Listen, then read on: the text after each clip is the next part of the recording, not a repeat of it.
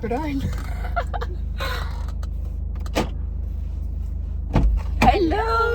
Oh my god, why has this not happened before?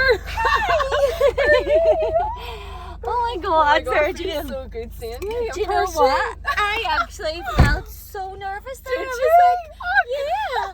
I think it's because I haven't spoken so long Oh, or here, something. no, I'm exactly the same. And Honestly. are we recording now? Very good. Okay, Did you well, find so me lovely to okay? see you. Yes. Well, Was it hard? It is A up. wee bit- We're a wee bit just- out of just the. up this way. But I thought you weren't going to get here because of the snow. But it's all melted, No, so we're all yes, it good. was mine. Okay, so you direct me out because Where are I'll you gonna probably go? get lost. Somewhere where we can kind of park. If there's anywhere. Do you know where's a really nice spot? Just if you right up around the road here, and then you come to you can look over all of Belfast.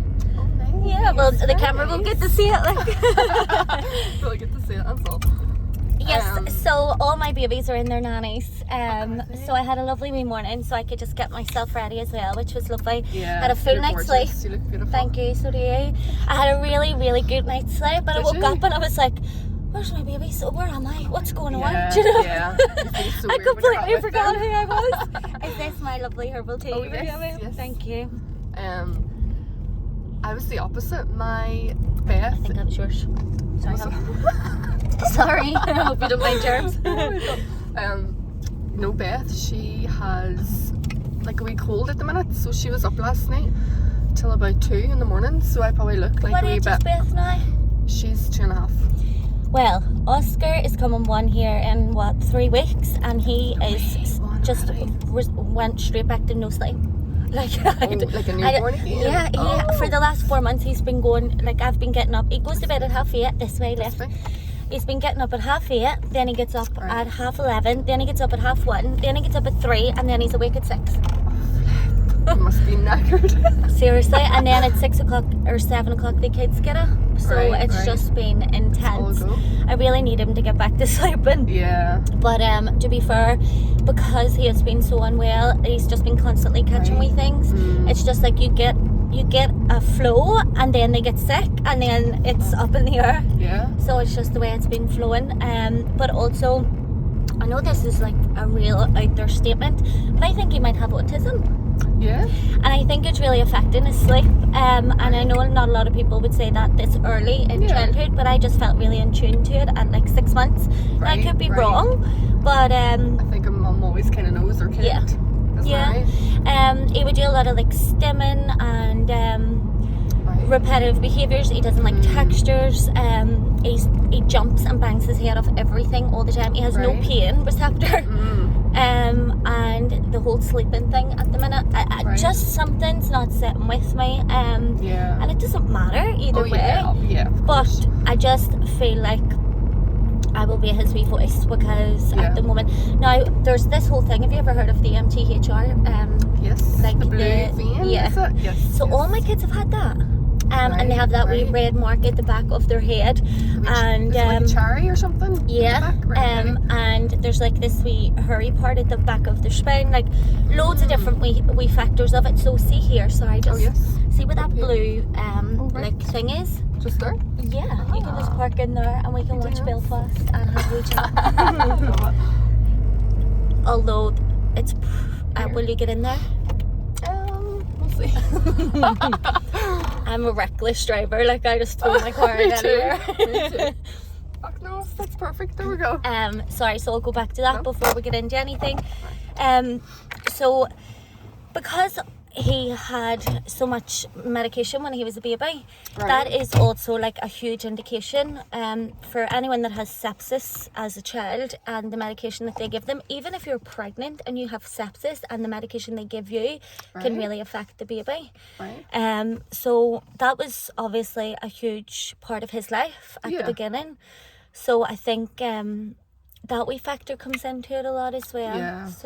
It could be, but we'll just play it out. To be fair, I'm heavy metal detoxing him, so maybe by the time he gets to 3 our diagnosis stage, he could maybe I don't know, but that's just my view. Yes, do you know? no, yeah, and well, this is the thing about these podcasts as well, and what I hope that is shared is that it's everybody's own experience and own view. It doesn't matter what you're doing, what I'm doing, what she's doing, what he's doing. Yep.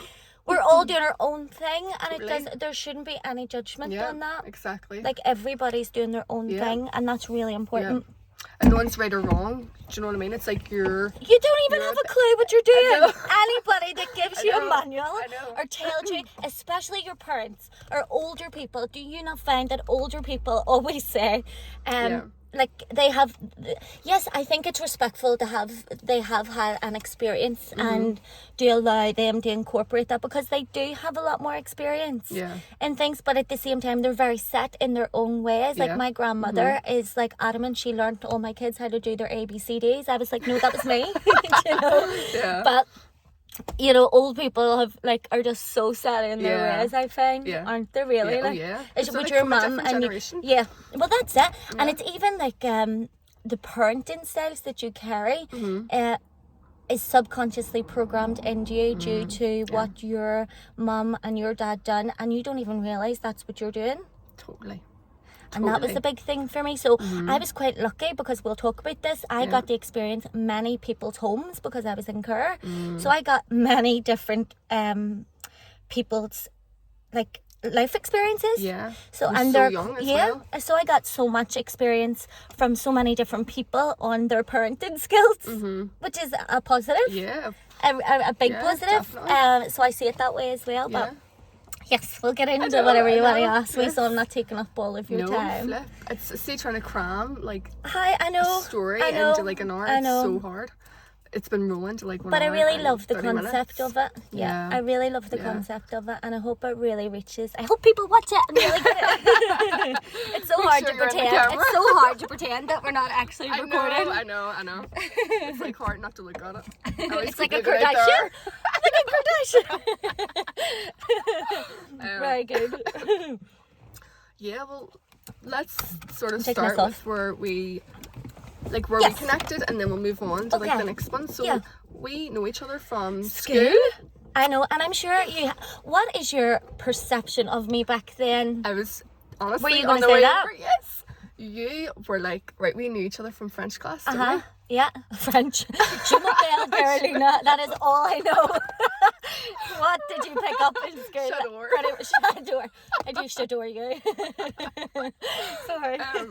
No, I always remember, and this is like the truth, you were always so full of life. Like, that's, see, when I think of you, you were like dancing up and down. Like, yeah, I think that was probably like ADHD. Really?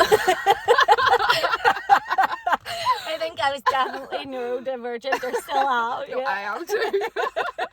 I am too.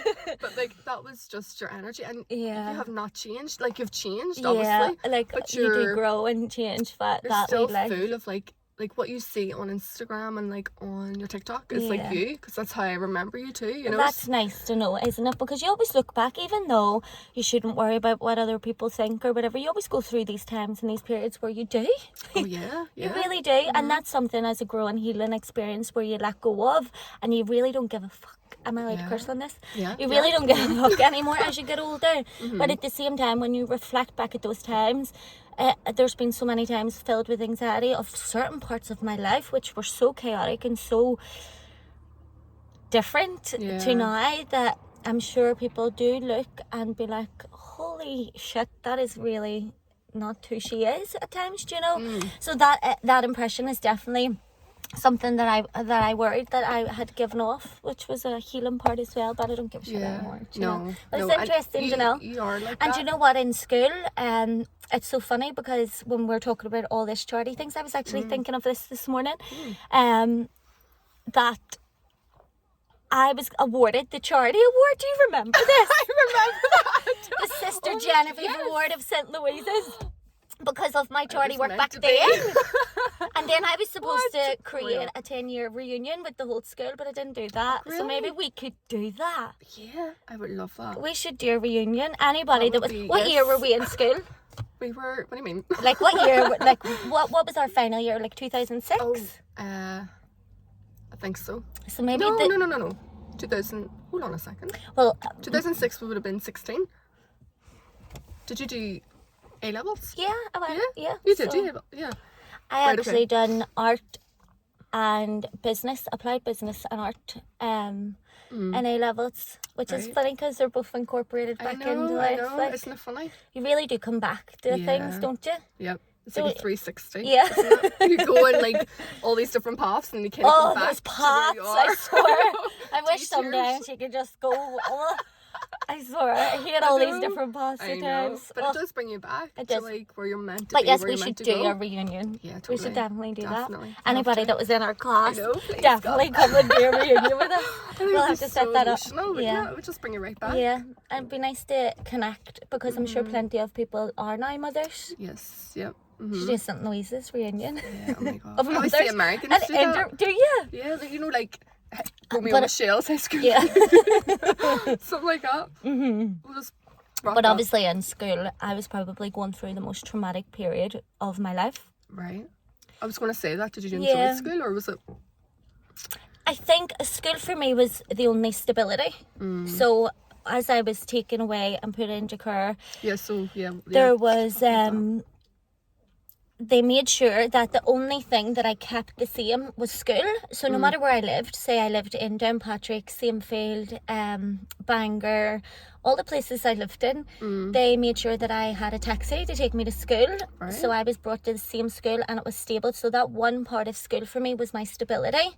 And it Okay, was my yeah. friendship circles. It was my everything because I wasn't getting that anywhere else. So I really did enjoy school. I did Right. enjoy it. But at the same time, it was when I left school, do you know? So school Right. for me, school for me was my fun. Right. It wasn't yeah. for my learning. Yes. Yeah, You know, totally. it was my connection to others, to friendships, to normality. It wasn't what it was meant to be, Yeah, learning. like an education. Yeah, it wasn't education. I got all my education after school, I think. Yes. Yeah. Yeah. So And talk Very much about it. your upbringing then, because obviously I've seen bits on you would share stuff online. it was chaotic. There was no other word. There was no other words about it. So a lot of the work that I do is based upon mental health because all my family members suffer mental health. So like mum's side and dad's side, I know there's been actually a lot of drama about my dad's side with talking about their mental health, to be honest. Yeah. And I would like to respect that because they don't like me speaking about that. Of course. And they actually don't agree with what my perception of things are. But that's okay. Yeah. And that's yeah. respected, so that's Totally. okay. But yeah, like all there's so much to talk I about on know, that Carla. subject. But it was chaotic. Just like your childhood, you know. Yeah, 'cause I know that childhood. you're- I don't remember Right. childhood. I don't have That's a memory. interesting. I remember the bad. I don't remember like, you know, Christmas playing with toys, like your normal Right. memories. I don't have Right. those. I don't have memories of love and connection, or like I have small clippets throughout every section of my life, which is trauma. Do you know? Yeah. So it was chaotic, number one. There was a lot of mental health issues. Mum has psychosis, bipolar, and there was a lot of drugs. Right. There was a lot of drugs and alcohol and just chaos. What age were you then when you went in? Do you remember like that moment of going in, or is it all a Yeah, blur? I remember. Right. I remember it. But it's connecting the feelings to the memories, which is what I'm doing therapy for at the moment. Right. So long story short, I went into care when I was 11, so it was quite late in life. My brother was 7, so he was at the period of 0 to 7 is where you develop all your part of childhood that helps carry you through the golden years, they say. So he went into care at 7, I was 11, and we were split up. So he went to Downpatrick and lived with a different family, and I was actually placed. I moved house 12 times in 1 year. I moved around my social worker was lovely. Right. Because she realised that I was actually a good person and she didn't want to put me into a care home because she knew that would destroy me. So she tried to get me homes, like with Right. families that were temporary, all throughout everywhere. I had some good experiences with that, and I had some bad experiences with that, to be honest. Not everybody who is a foster care is kind, which is unbelievable. One of my foster parents actually had a man there that wasn't supposed to be there, and I had to pretend he wasn't there, and he was very abusive to me. So Nolene, who was my long-term foster care, she used to take me out on respite, and when we were on respite, it's really, I love speaking about her because she's actually passed now, so it's like all the times that what she has done for me has really moulded me to be this person.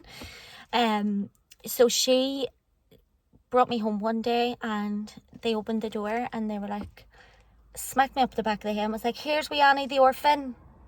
And she was like, what? You know, no, absolutely not. So she just lifted me, took me, and brought me to live with her. But she had cancer, so I wasn't supposed to live with her long term. So every 3 to 6 months it was assessed, and then every 2 years it was assessed, and then it ended up I was there with her like 6 years. So that part was a good stability, but at the same time it was also my teenage years. And So that is when you went in? Was it when you were a teenager, or? So I was 11. You were 11? Going through all the different I settled with her when I was 14. Right. 14, 15, 16, 17, 18. Yes, because then I left her at 18 and we fell out, and she wasn't very happy about it. Right. But we'll get into that if you want. Yeah. So anyway, it was chaotic, it was hard, it was, in that moment, I think as a child, you use your frontal cortex uses coping mechanisms. So I was an avoidant child, so that I carried that throughout the rest of my years. I avoid things because I can't deal with them. You know, so that avoidance came up a lot. I also self-sabotaged and went through a whole period of like complete destruction. So it's just, I love talking about it, but I find that I'm still only discovering things about that. To Like be things honest, are coming up that maybe... like when I lived with Mum, it was probably really hard because we had like no food. We slept out in the streets. We had like What age were you around that period then? like you're about 8, 9, 10. Like I remember picking food up off the street and finding 2 biscuits and not giving one to my brother because I was literally so starving, and that killed me with guilt for years because he was so hungry, and I ate his food. I know it's really sad. No, it is really sad. But and we talk about it now, and he's having a really, really hard time at the moment. And to be fair, I am the carer for my brother, my nanny, my mum, because they're all still mentally unwell. Right. So that's hard in itself. It's a lot. But yeah, he's going through quite a really hard time at the moment, so we're just helping him. Because I came out of this, went through craziness in my 20s, and then started self-development. You know, whereas he's never done any of that. And I think if you are a child in care and you come out of living in care, you have to go to counselling. You have to deal with it. I was offered counselling so many times, but I just refused. I was like, no, I'm okay. I was offered so much help and I didn't take it. And it is really needed. I'm doing this now in my 30s. You know, I've done counselling and CBT and I've done things before, but do you feel like the support and the help was there at the time, or you had to sort of go out social and get it services yourself? system is really not good. The thing is, you need security, you need safety, you need somebody to be your voice, you need someone to show you that they care and they are a real person, because you're not getting that from your mum, your dad, your family. You're not getting that. And I think with social services, their workload is so freaking heavy that they have to constantly change and swap, and so you're making these new relationships with new women, new people over and over again that don't even read your file, don't have a clue. They actually lost all my files. I tried to get my files when I was 18 to see what was going on, and they lost them, which I don't think they did. But the system, for me, I think I'm very grateful for a lot of my social workers, but I'm also thinking that the system and the workload that they have is insane. And they're not able to have that connection. They're not able to have that bonding time that is needed for a child. And Also, did you like miss your mum and like when you were going to everywhere? Yeah, because there was like every week we would have had contact, and because of her mental health, she never turned up at times. So you're sitting hard. and you're waiting for her to come, and she doesn't come. Or what used to happen is you're not allowed to travel. We were both traveling from Belfast to get to Downpatrick to meet my brother in McDonald's. It was always McDonald's. And we would have drove past her in the car. I'm not allowed to pick her up. So you would have drove past her and sat, which I don't think should have been a thing, and would have sat and waited and watched her walk up in the snow and the rain up these big hills and to get to us, you know. And sometimes she didn't have the money to even get a bus.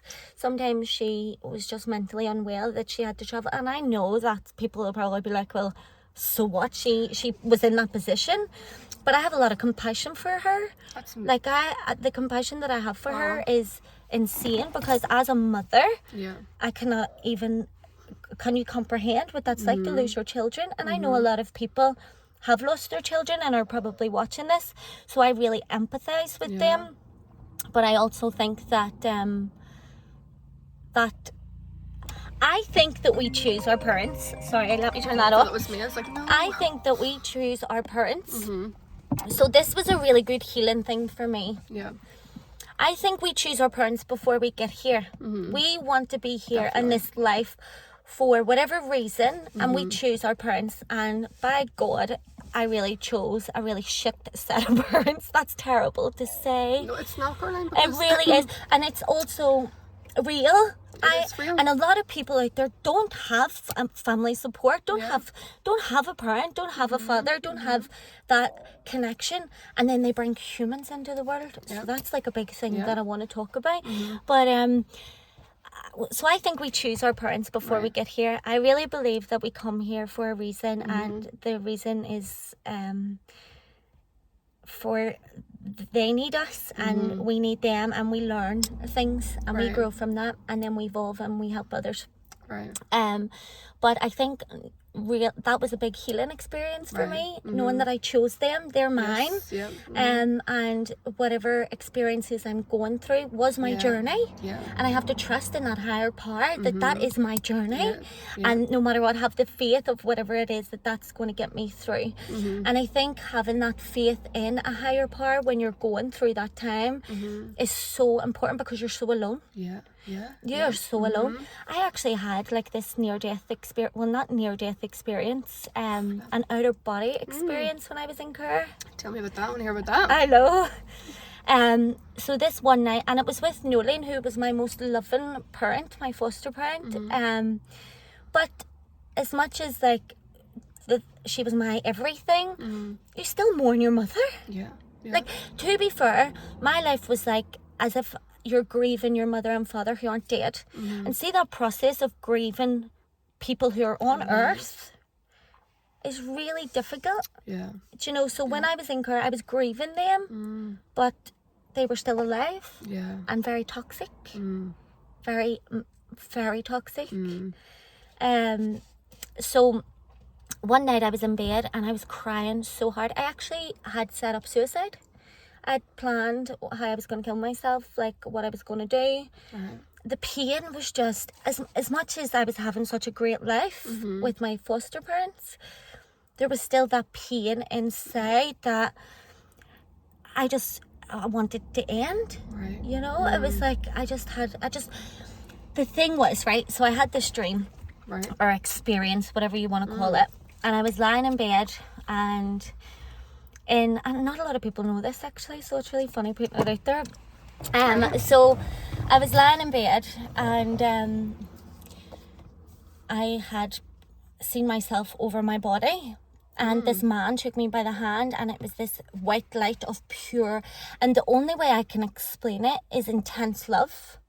It's an energy of love. It wasn't even like a person, it was just energy, and I could just feel this intense love, and I can feel it now as I talk about it. And he took me on this journey, which in my head take as heaven. And he brought me through all these places.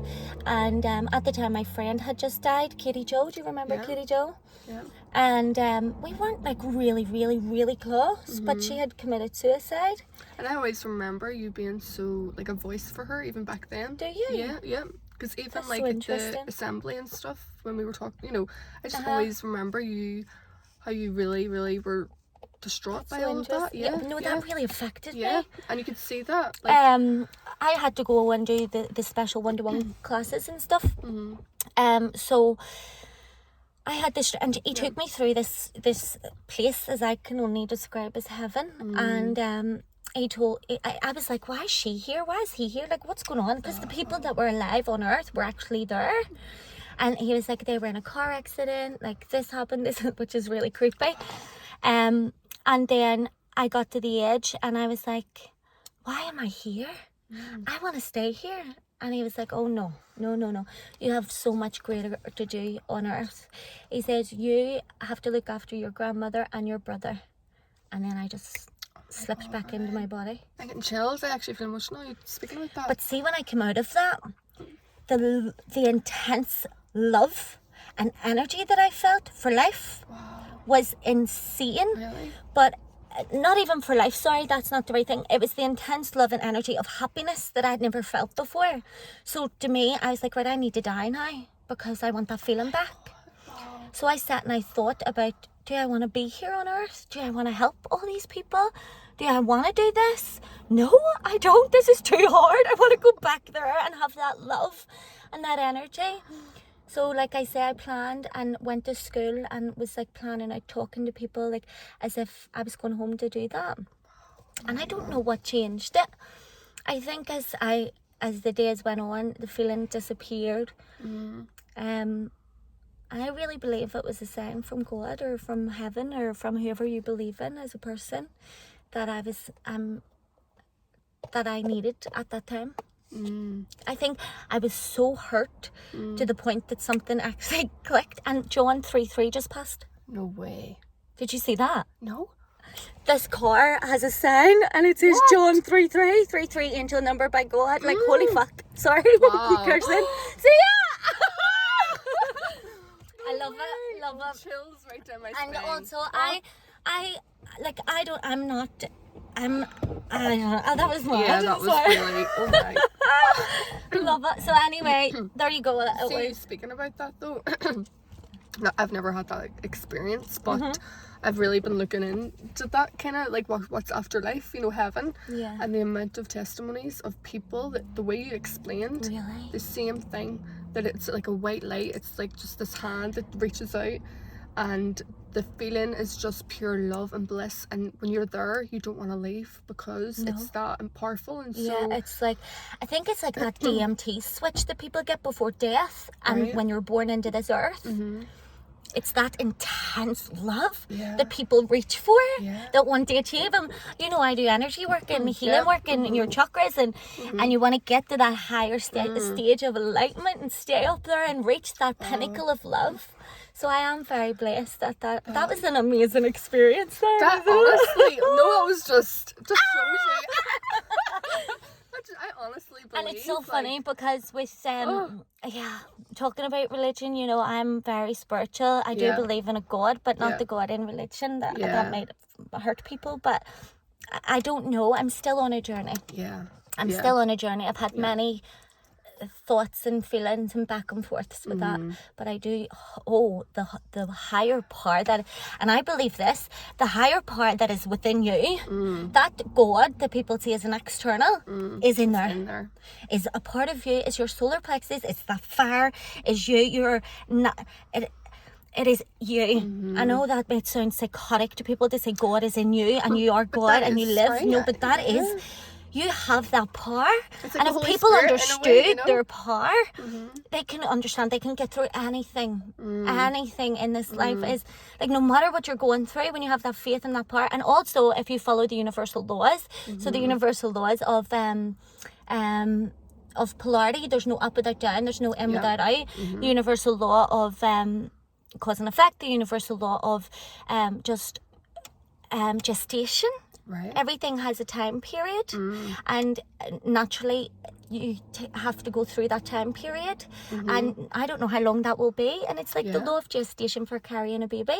You know, we have these time periods. Everything operates in this universe on a time period. The law of gestation, nature, law, it's actually science and physics, not woo-woo, you know. Totally. So the law of gestation is that everything has a time period, and everything, the cycle has to end and the cycle has to begin. So we are consciously always subconsciously always moving through these cycles of inner growth, rebirth, inner growth, rebirth. And you really do feel it, don't you? Oh yeah. You know when you're starting like to go through that I think when stage. You're in your darkness and your most challenging times, it is really good to know that is your metamorphosis. You don't get to see people transform. You get to see the butterfly. You don't get to see the part where they're transforming, that cocoon, that hard dark period. We all show the butterfly.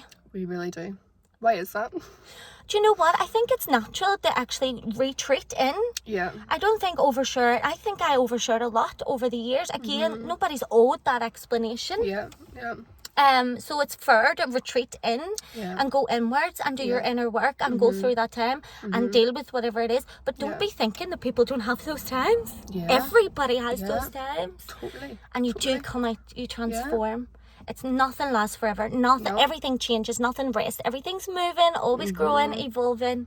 Yeah. And that's what this experience on life on Earth is. Right. I think. Sorry, I'm like very. No, I am preaching so. here. No, keep going. This is what it's about.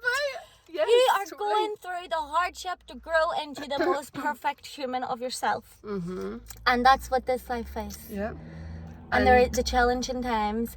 What can you do in those challenging times? I think is it's important not to rush through them. It's important to feel them, honor them, know what they're teaching you. Right. Yes, don't stay there for forever. You know, try and get yourself out of them by using those tools. Yeah. Because we are mothers and we have humans to look after. And this was one of my biggest fears in life was I don't want to end up like my family. I was just going to say that, you know. That's a huge fear. A huge fear because I am very consciously aware of when my mental health declines.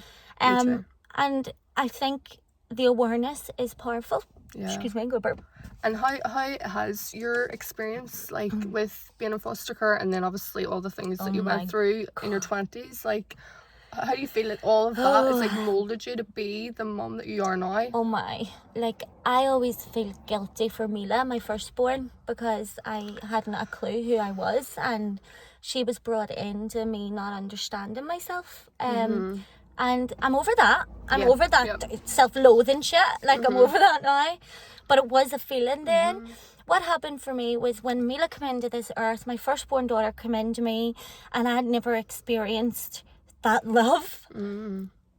It was like I cried for days, you know, of pure joy. It wasn't sadness, it was joy. Michael actually has recordings of me and he's just like laughing his head off because he's like, look at your little baby, and I'm like, you know, like. So with Mila, she brought this wave of love, but she also brought that abandonment. How can you leave your child? You know, so that was my first. So she's 8 now, she's nearly 9. That was my first episode of abandonment wound, you know, transferring onto me, and that transfers onto you as like trying to be perfectionism, low self-esteem, and not you know, you're always judging, over analyzing, needing to find like validation. You know, from outside sources. From outside sources. The abandonment wound was very.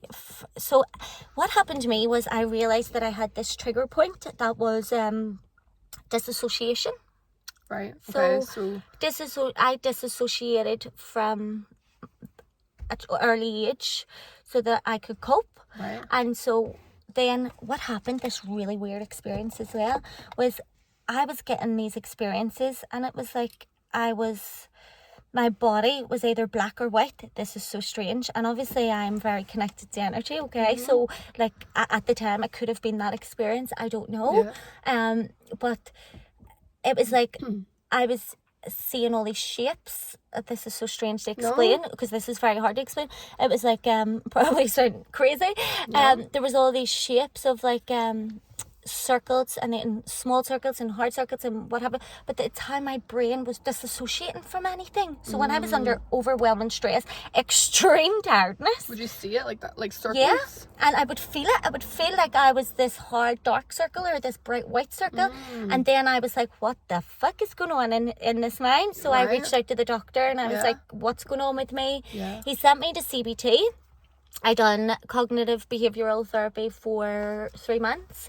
At the beginning, they mark you out of a score of like 100. I was like 100. And then at the end, I was like 20. And she says she's never seen anybody come out that quick at such a low, like from that scale to that scale, because I put the work in. So I think I was determined. As soon as I recognized that, I was like, what is this? Let's get it fixed. And that's the thing. If you see that you, and I'm talking to people out there, if you see that you have something that's not right, and don't be afraid to ask for help. Like don't be afraid to say I'm not coping, you know, I'm not struggling, or this isn't right, where can I get this help? And there's not a lot of services now that can do that, but just be persistent.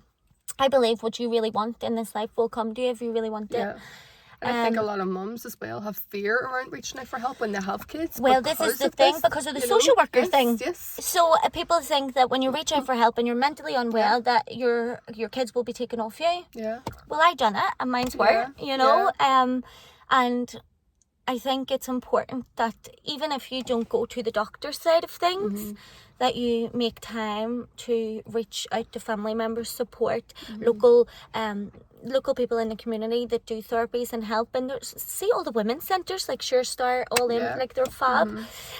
So yes, I went through that whole period of CBT, learning who I was, bringing up this human with no support. I had my partner, but no support is it's really hard. It's really hard. You really mourn that support. My grandmother at the time was great support, but then she had 3 nervous breakdowns after that, so we kind of lost her, and she was like my best friend. Well, she is my best friend, but I just feel I lost her. Every time she has a breakdown, I lose a part of her. So with Mila as a mother, I found I was still learning. I was going through a heavy time.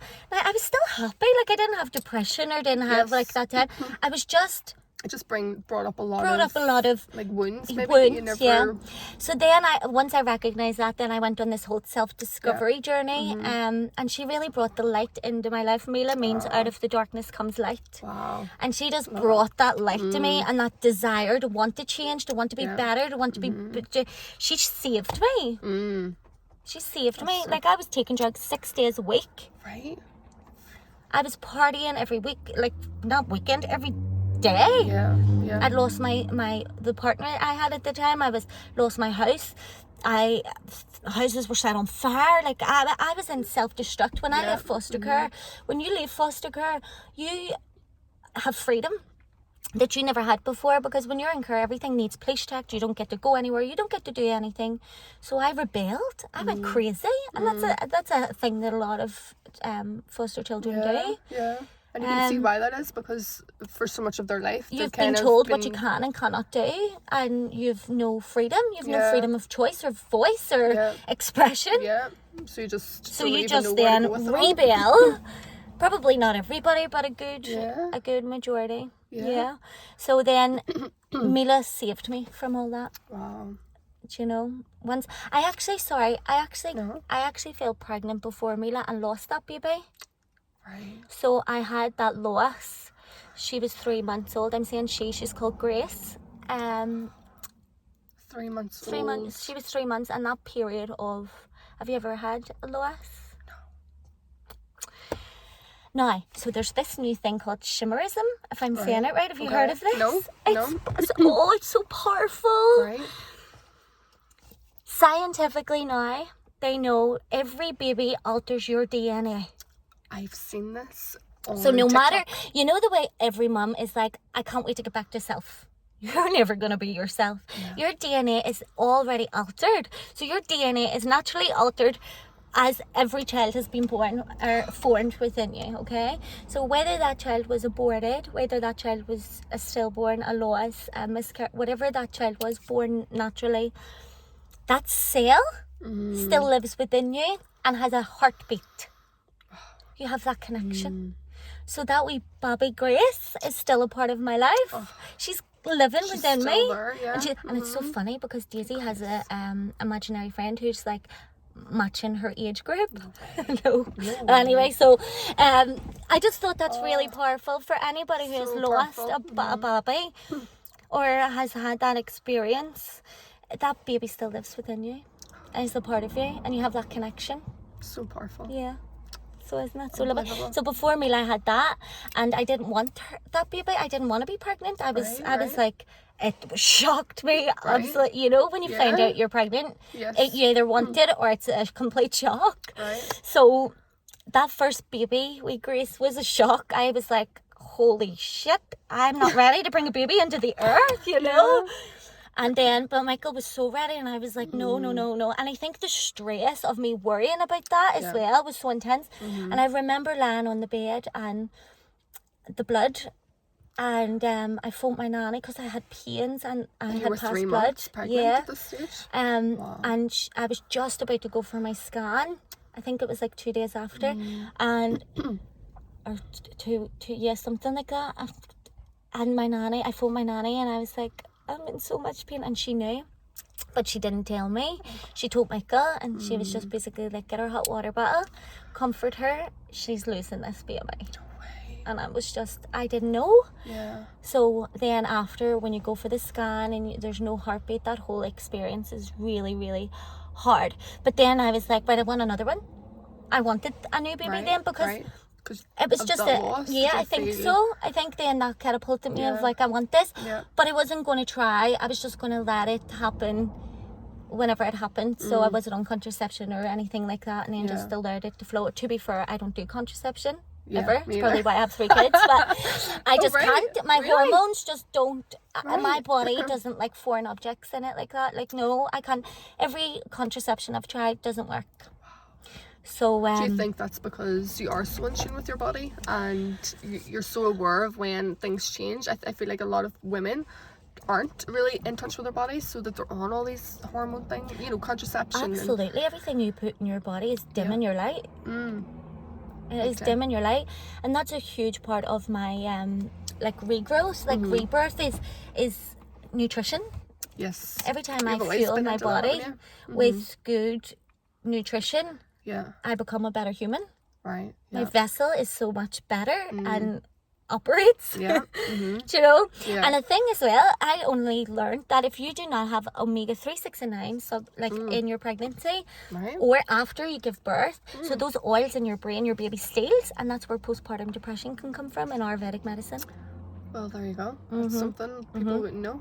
Wow. Nobody tells you that. 3, 6 and 9, the oils in your brain, your baby steals, you need to replace them, intensify them. So flaxseed oil, a spoonful of that a day, or, you know, omega-3, 6 and 9s come from like fish oils, but if you don't want to take the fish oils, you can go to sea moss or like, you know, natural forms of that. Moss, yes, 3, 6 and 9s, your brain needs that. Your brain needs that if you're pregnant. Definitely. Really do get that on board.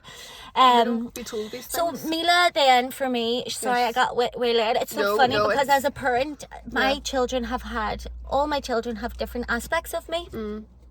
And do you feel that with your two? 100%. Definitely. As you get older and grow through things, each child gets a different parent. Yes. Oh my, yep.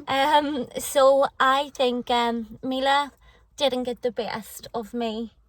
But I mean, I'm not putting myself down because she got the best at the time of all that I could give. I think the first child is like that, because even with Nathan, the how I parent Beth has been so much different to Nathan. Like with Beth, I breastfed. With Nathan, he just couldn't get on. Like I did for maybe like 2 weeks, but then that was it. And I think that just do whatever you want to do. See, any pressure that anybody puts on you to do feeding, to do whatever age they have to win. Just shut up. I know. Yes, like, it's nice to have guidance, but just do you. Yeah, do the best you can. I think you're doing a great job no matter what. Yeah. And I think parents need to hear that. Like, women need to hear that. I hate judgment, and I hate judgment. I hate the word hate, so I'm not going to use that. Yeah, but judgment. Anyway, so Mila got a different version of me, and then Daisy, oh my god, Daisy, when I was pregnant with Daisy, I was going through a really hard time with my partner. Right. And again, I'm going to respect that time for him. But like, I was going through a really hard time with him, and then we were working through things and helping him out through his own things. And when Daisy had came into the earth, oh my god, she was like, I'm here.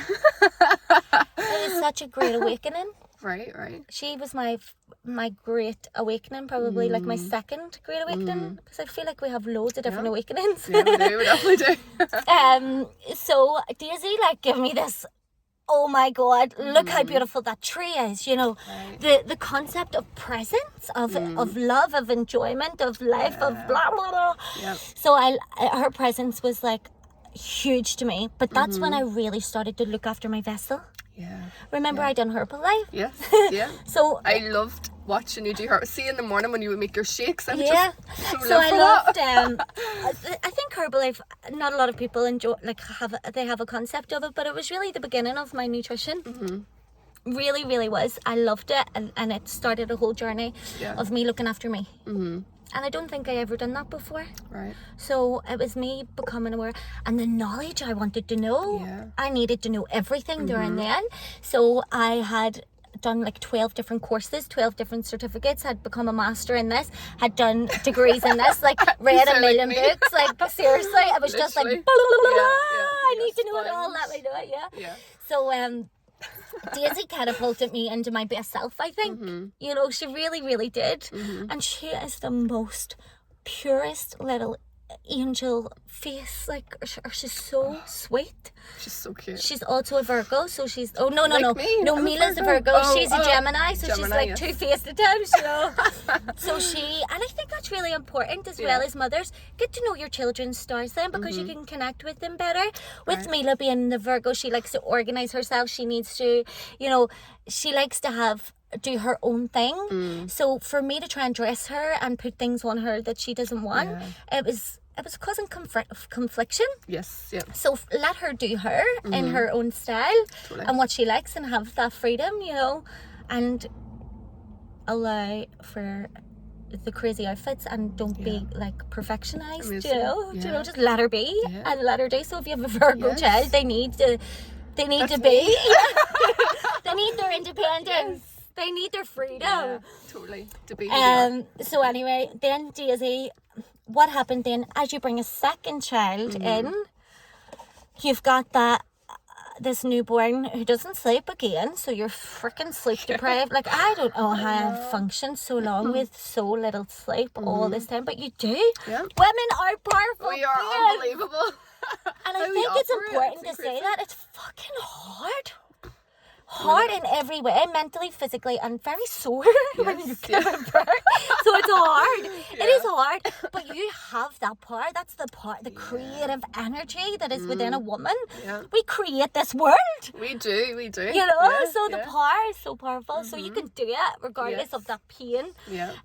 So Daisy, then what happened was, I found that I developed, and I'm only looking back in this now, maybe a bit of postnatal anxiety. So everything was quite, I was trying to rush around and trying to get her organised by getting her organised and being overwhelmed. And at that time, I started my business.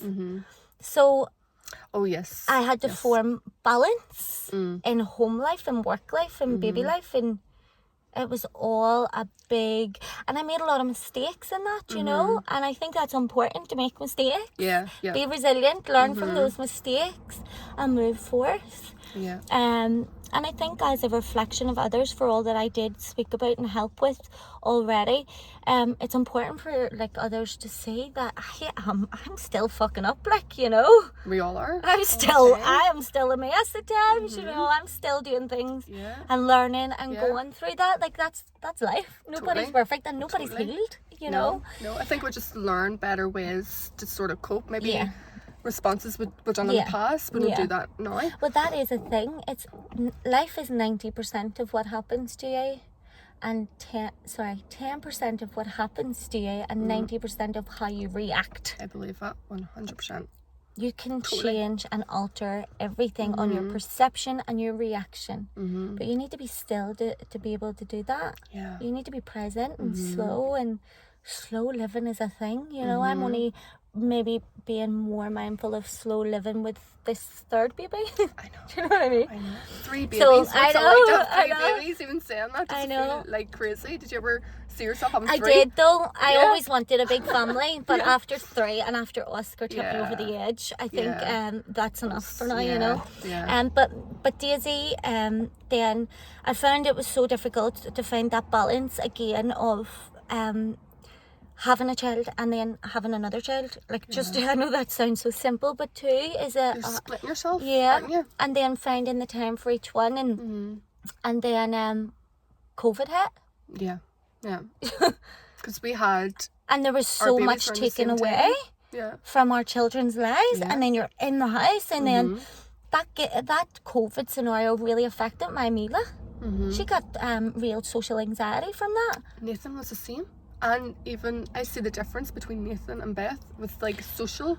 It really affects their social. So it was so effective on the kids. It really was, and us as parents being home all day. That I know that's what parents do. Like you should be home with your kids all day, but it's natural to say I actually need a break here. You know, get the hell out of here, get me out. I actually come here. Sometimes and just sit here because I only live there, and then I just sit here, or like I used to go up KFL because it's only there, but I just like sit here and just breathe, because I really have understood. I don't want the impact of shouting on my children. I don't want the impact. Sometimes I wish I wasn't aware, because the impact that I know that can have on my children of simple things, then I really avoid, and then I put so much pressure to not be perfect. You're trying to get everything right. You're trying to get their diet right. You're trying to get how you you're trying to just and you're just constantly trying new things, and you're making mistakes, and then you're learning from them, and then you're growing from them, and then you're helping them, and you're trying to instill this in them, you're trying to do that, and then you're conflicted by the world because the school teaches them such different things, and then you're trying to do them, and then you're still understanding what you believe in it. 100%. It is crazy. It is so crazy. It is crazy. But do you not think how beautiful it is that we are like the generation of mothers who are this is the great wave of, you know, there's this huge energy shift on the world, this spiritual awakening going on, and a lot of us are here to change the paradigm, you know, and we're changing it, we're breaking it, we're breaking through generational trauma, and we're stopping that DNA being instilled throughout the body. It's amazing, because it is. I 100% believe that our trauma's passed down, like generation, like your mum, your mum's mum. It even lives within you naturally before you give birth. A lot of work that I would do, you would see that the trauma is subconsciously within that. You know, your stomach area, and you suffer with IBS and colon problems and all these problems. And also as well, your business is very much in, you know, like Reiki and the chakras and all that energy healing. And do you, because what you've been through as a child, really, like, how would you even describe it? Like your root chakra was definitely affected. So you never had that sort of grounding, security, safety, stability. No. And do you feel that has, you know, affected you as an adult and a parent, you know, with that being so unstable, like you said, you know? I think now I know, because the awareness of it with Mila, that's where it maybe showed itself. But I think no, I would I have to ground and protect every day. No, not now. Yeah. You know, I've really worked hard on it. I've really put the energy into it. Now, I lost myself there after Oscar. So there we go again. You know, the third cycle. Yeah. Of course, I lost myself after Oscar. He almost died. Like, he had sepsis and had, like, so... Yeah. With Oscar, Ozzy, we call him, right? So Lovely name. He had, he was born fine. Birth, well, nearly got stuck, all that jazz, you know. Yes. We'll not even get into birthing stories because, to be honest, we can talk about birthing stories another time. Yeah. But Oscar came into the earth, and I was just like, my son, I knew I was always going to have a son. I knew he was coming, and I knew he was going to be mine, and I knew it was a son from day one. Right. And I was like, I need him. And so when he was born, throughout that whole pregnancy, I knew something was wrong, and I kept trying to remove that feeling because I know our thoughts create reality. And do you know what? That messed me up because I knew that something was wrong, but I kept trying to switch my mindset. Yeah. So at times I was like, did I catapult that, you know? No. I know, but this is where I completely, everything that I knew and I've taught and that I've learned went out the window with him. It really did. So when he came, he was born, he was healthy, knew he was coming, was so infatuated with his son, I couldn't take my eyes off him. It was like, what is this? I've only known girls, like, boy, you know. And then it's just, and everyone says boy love's different than girl love and whatever. It is. It's a different energy anyway, you know. So when he came in, everything was amazing. Although I had lost loads of blood. So from day one, from he entered the world, it was very hard. It was hardest birth and experience for me. So I was in a lot of pain. I mean, I could, like, so they say afterbirth pains are a thing. Nobody told me about those. So afterbirth pains, after each child gets more intense and more intense. So I sat up all night. This was like day 2 or 3 after getting home, and I was literally in a ball squealing with pain. The pain was so intense. I couldn't even lift my hand to feed him. I couldn't, like, I was in extreme pain. So I phoned the health visitor. She told me, get straight down to the doctors. They must have left something inside there. So I was like, went down. They done the scan. There was nothing there. It was afterbirth pains. So I was like, what? So right away, they lasted for weeks. It was very intense. Was it like contractions? Yeah. And then we started to have the bonding that you have. I think the golden time is the first 90 days of motherhood. And in those 90 days of motherhood, we should be taught more about how a mother is nourished. A mother's nourishment is mind, body, soul, and they need support. And they need looked after. First 90 days. So anyway, then was like maybe week 4, and Oscar started, he just wasn't right. You know, it was loose nappies, pain, crying. People say colic, people say, you know, all these different things. But to me, he was just unsettled. There was something hurting him. And I was in pain. So because I was in that much pain, and I just couldn't, I wasn't in tune, I wasn't there. I just wasn't there. And then, so I remember going to Tesco's with him, and I had carried him in like a wee sling, and he just was like floppy or something. So I was like, what is wrong with him? So I get home and I took his temperature, and it was like 37.5 for a baby that's high. So I was like, right, hospital, let's go, you know.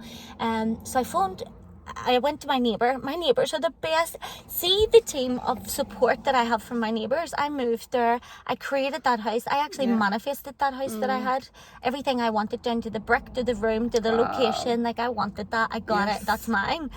And that setup of friends there is powerful. And we've lost that. you know, your door should always be open to your circle and like that village. Yeah, the village. It takes a village to raise a child. Yeah, and to raise the mother too. Yeah, the mother. So anyway, I went to my neighbour and she was like, well, let's go hospital. She dropped everything. I always look after everybody's kids, so I always have loads of kids in my house. Yeah. So it's like the 90s. I love it. So sometimes I'm feeding like 7 kids lunch. Really? Oh. So I had other kids with me that day, and I just had to leave everybody's child and run to the hospital with him. And my friend got him in the back of the car, me in the back of the car, and at this point he was shaking. That's so traumatic. It was so traumatic. It was so traumatic to the point that it affected me in ways. We'll talk about that. But so we got him to the hospital. And my knees still shake talking about this. I walked through the door and they just took, look, I'm shaking. They just took him off me and they were like, 1 more hour, he is so sick. We have to take him. And they just took him. Oh. And he went in and I just lost it. I just fell to my knees. It was so hard. You can deal with anything to do with yourself. Yeah. But when it's your baby... Oh, sorry. No, don't. Sorry. So long story short, it turned out he had sepsis and almost died. They were like 1 more hour. Like he was in a really bad way, you know. So they took him in. We lived in hospital. I really empathise for any human, woman, man, parent, anybody that has to live in the hospital with a sick child, because it is soul destroying. It is so hard. Harder as a motherhood, as hard as it is, and then you have other children at home, you know. Right, let me center myself again, because he is very traumatic to me. I got a diagnosis of PTSD after him. And I'll talk about that because I didn't take the medication and didn't do all the things they told me to do. I done it my way. And I am, oh my God, like a new woman at the moment, you know. So we'll get into that. But anyway, he lived in hospital. We lived in hospital. In that time, I lost myself. You know, I couldn't see this whole thing about reactions when things happen and you know how you react. I just didn't anything that I knew, and I have all. But what happened with him, I believe, he pulled all my old childhood to the surface that I had thought I had went and dealt with, but he pulled all of it up. So it wasn't that, and in therapy now I know this, it wasn't that I was dealing with Oscar just almost dying, which is traumatic, but I was dealing with everything. So I was like, I've been through worse. Like, why? Like, the things that I've been through that I haven't spoken about before I went into care, you know, are so traumatic. So I was like, I've been through worse. Like, why is this affecting me? You know, why? You know? And I felt really strongly, like, not validate myself. Like, why am I not? Why? You know, it was so. Because you probably felt that you had healed a lot of. Yeah, I thought that I had dealt, and I had the equipment to deal with this. So it was a very hard time, and I one night had an intrusive thought in the hospital, and my intrusive thought made me realise, oh my God, I need help. So I went out of the hospital and I rang the doctors again straight away, and I was like, you need to help me, you need to get me seen to. I am not coping, like, I need someone. And then I done that, and they put me straight through to the mental health team. They phoned me back that day and they were like, we're going to get you some help. So they left out a prescription for me. Sorry, my nose run. They left out a prescription for me, and that was it. I'm like, I've just given birth. You want me to go on freaking drugs while I'm not stable here, you know? Give me support.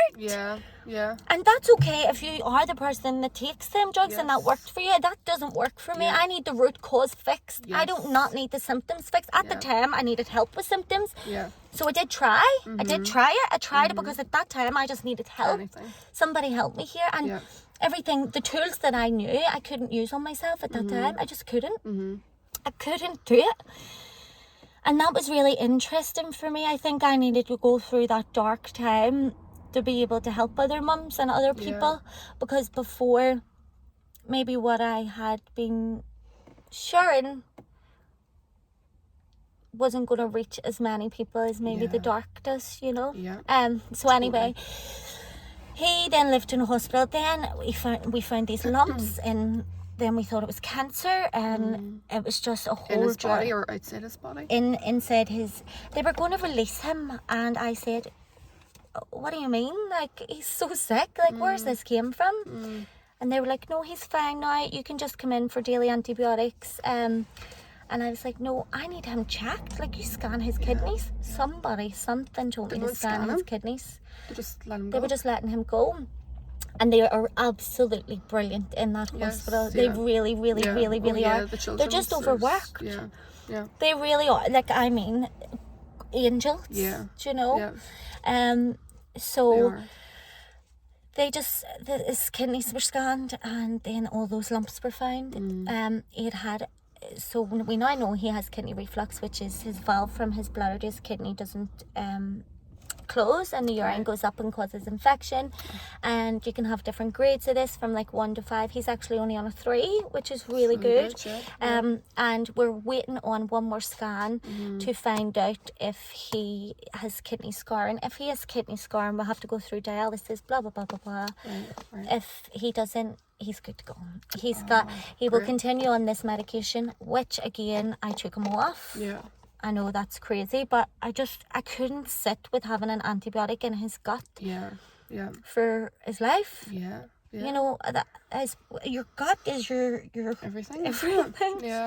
But then I wasn't thinking straight either. Do you know, I'm not a doctor. Exactly. I know, it's like do you know? So I had to go back, and I'm just trying to do what was right for my own awareness. Totally. You know, so we'll hopefully have that scan soon. He's thriving. He's doing absolutely amazing and incredible. Like he has a dream. It's so absolutely crazy. And I mentioned before, I think he has a few little neuro, like maybe like something. I don't know. I feel something's just a bit different with him in that way. Just special babies, aren't they? I believe that these people that have these like neurodivergency are too highly operated for this earth. Their frequency is so high. They're so powerful. They're here to change the world, and they are powerful beings. They've came here, and they're just so highly frequency operated to be here. You know, I agree. 100%. And they're here to change things, you know, for us. So yes, he then catapulted me into that, and I'm still doing therapy. And then I'm going to do what's called EMDR therapy, which is that the top one? Yeah. Yes. I'm doing that because it's actually really in therapy.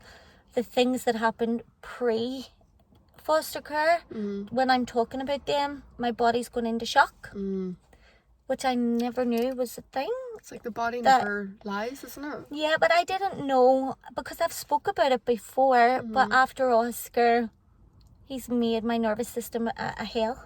You know, so I'm trying to heal my nervous system.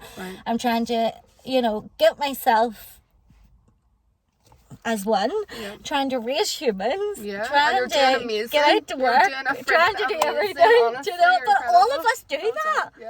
You know, it is so underestimated, the power of what we have to do. So in this society, I would love to run away, live in the fields with our own garden, and like free living, please. Yes, I know. Free living. Yeah, totally. We're just off grid. Yeah, off grid. We're not. But I'm like really, society. really grateful for my partner at this time. Has really, really, really pulled me through. Like, he has been what he needs to, you know, like I needed him this time, and he was more like with Daisy. I found out we had such a hard time, you know. It was, I swear I would not have got through this, you know. And his mum has been amazing support. I've grew up without support, you know, and not that I've grew up without support. It's just in areas of who can I leave my children with, because that's there's not a lot of people that there's not a lot of people I can do that with. So you need that for support. me to get my own free time. Yeah. You need free time. You do need free time. You need free Totally. time. You need self-love. You need self-love. Yeah. And then in therapy, this thing come up as well that so this thing, I was dismissed a lot as a child. So then that made me believe I wasn't important, I wasn't loved, I wasn't validated, I wasn't worthy. And then, you know what then I've realised that I do, that a lot of people might do, was... So you know Maslow's hierarchy of needs. So it's like this, your basic needs are like food or water, sleep, shelter. When anything happens in this life, like chaos happens, I neglect those needs. So I don't feed myself. I don't drink water. I don't get sleep. I don't do all the things that are detrimental. That's self-sabotage. So what I do then is use that subconsciously. I just neglect myself when things get really, really, really, really tough. So, then if you are not getting your basic needs in life, you can't function. You cannot reach for your goals. You cannot do the things. You cannot function. You simply, you cannot function. And you're running on adrenaline. Yeah, so I think I've learned a lot about attachment styles and trauma responses and healing modalities to just think to reach what you're giving your kids, you know, all the experience, all the things you're learning now and have learned, like how amazing are our kids gonna, you know, I know the tools they're they're gonna have. like not lucky, I don't like that word, they're so blessed. They're so blessed. They're so blessed. They really are. And I always ask this question in all the videos, like what do you want to be your legacy for your kids? Like, what do you want to leave behind? What do you want them to remember about life and about I want them to remember me as serving humanity. I want them to serve humanity. I want them to remember, number one, respect for every single thing and person that walks this earth. No judgment. You know, the respect. I want them to have remember this power that is within them, you know, this energy that lives, the power that's within them to overcome. I want them to make mistakes. I want them to build resilience. I want them to be grateful. I want them to honour their true selves, regardless of who they piss off, even if it's me. You know? I want them to... This is such an interesting question. I want them, I really just want them to... that's remember their power. You know, I want them to think outside the box and do their own inner, you know, become whoever they're meant to become. Love, gratitude, like they have to be grateful. Like please be grateful. You know, gratitude and love is everything.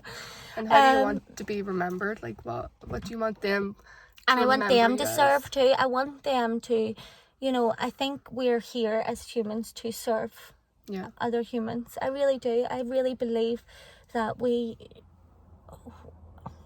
are one and we need to be connected. We're all brothers and sisters. It's just, if they had anything to remember of me, like a legacy, I would like to write a book. I can totally see you writing a book, and I would buy that book. So I would like to write a book, I just want them to remember me of, like, you know, being there always, no matter what, and serving others. I think that's important. In all history, like changing the world by some way. You change the world by changing yourself first and then helping others. I think. You know, that's my view. And I definitely see that in you. And that's what I get from this you. Is lovely. I know. Isn't It really is. It's lovely because I'm at that point now. If you'd asked me to do this 6 months ago, it would have been, oh, no. You know, I'm not ready to do that. Maybe you should. Even me, I feel like I just came out of cave. But there's this huge energy shift from March, you know, the supermoon, the new, like this is the beginning of the new astrological year. So like when you're coming out of Pisces going into Aries, this is the end of the year. So this is like New Year. This is rebirth. On top of that big supermoon, I'm telling you, everyone I've spoke to is going through a huge shift. Wow. I can feel it. I can see it, you know? We're all coming out of the darkness. back into a bit of light. Thank God. We have a light coming through there. How amazing was that? Wasn't it? Honestly. Oh, so yes, that is motherhood, really, isn't it? Yeah, you it go totally through is, these totally. changes, these challenges, we beat ourselves up, we get through all that guilt, Yes, you know. yeah. But I don't want mothers to beat themselves up. No, I definitely not. really don't, because you're doing your best on your own awareness level. Mm-hmm. You know, Definitely. but I think it's really important to you know, find that time for self-love, and that comes down to trauma responses. You know, a lot of us have came from parents that are not loving, or not, or even if they are loving, they're not subconsciously not present, or you know. And a lot of us come from, especially in Northern Ireland, we've came from the Troubles, you know, that's affected throughout life, and a lot of our families are traumatized or addicts. Do you know? And I think it's really important that you find the time out for yourself, because overworking is seen as a really good thing. You know, parents working themselves to the bone, working 40 hours a week is seen as normal. And it's sad, because it is the way the world's going at the minute, the economy, the way... Well, we have to, obviously, because it's not sustainable to live. But then again, I'm like, it's so funny, because Michael, he's like so reality, which I need, because sometimes I escape, you know, to spirituality and don't keep myself level. We're dreamers. Yeah, dreamers. Yes, I'm a dreamer too. I live in the fucking... Me too. My head is in the clouds. Clouds all the time. Honestly. So I need him to like flatline me, like the ground me. Yeah. I totally get So that. he, you know, I'm just on that pave of like, it'll work out. You know, I think when I done a lot of work with Paul Proctor and the spiritual teacher, or sorry, the subconscious mind and stuff, everything's energy. Yeah, you totally know? attract the same. And even money is energy, and I go through this phase of, you know, even when I have nothing, I'm still, I don't allow. I think a lot to do with coming from nothing, and he's the opposite. So your partner, you know, you're parenting, and then your partner, if you have a partner, you're parenting, and then your partner's parenting different styles. Do you know, that's really difficult too. And it's like meeting in the middle and finding that balance. And I think as well, if you're parenting alone, Jesus, how do you do that? I know, like, I you think know, about that, and I'm like, honestly, you are well, you do it because you can, you know. Yes, We are super yeah, women, you yeah, know, we are totally. powerful. Yeah. But I think It's hardcore. there's so much aspects that I've never experienced, you know, that another mother's experiencing. Even like in my street, I've got like families that are a single mother. Well, she's not single, but she's living singly, and she's from Hungary, you know, and she's came here and she's experiencing a different whole ball game. Everybody is on their own little wavelengths, and I think falling apart is a part for you. It's the only way we change. Everything has to fall apart for better to come into place. There's a saying, isn't it? When you crack open, it allows the light to come in. And I believe that too. Totally. But So it's there like, you go. what is Have we it, get 1 over an hour? hour? Sorry. I told It you. does it all the time. I told it's you. really hard to keep it I told you. within an I hour, have this but your hat on story the day is just too, so but important. I hope that it has, you know, inspired or reached somebody today, or whoever is watching this. To know that power is within you, and by God, we had a godly experience here. John 3:3 just passed. I know, I need to go look that up now. Oh, is it a scripture? It is John a scripture 3:3? too, yeah. I have my Bible on my back. I need to know. We need to know. Sorry, before we end, like, we need to know. And again, I grew up in a Catholic background. I lived with Protestants. I lived with different religions. I practice spirituality. You know, I'm not but I know there's that higher power, that God, and it doesn't matter.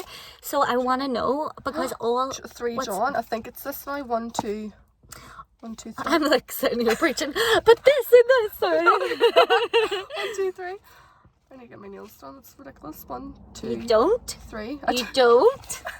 Look, you don't. 2, The 3. external does not matter. Although if it's going to make you feel better, a bit of self-love, you can do that. Hold on, right, John 3? Yeah. Hold on. It's 3, Is it? 3. 3. Or maybe it's, hold on. 3, 3. Hold on. There's 3, 3. Right. So that's 2, isn't it? So there's 3, isn't it? No, that's 2. Oh, sorry, yes. Okay, do you want to read it? Yeah, of course. I can't see. I wonder if this brings some... sorry, let me see. Right. It gave me great joy when some believers came and testified about your faithfulness to the truth, telling how you continue to walk in it.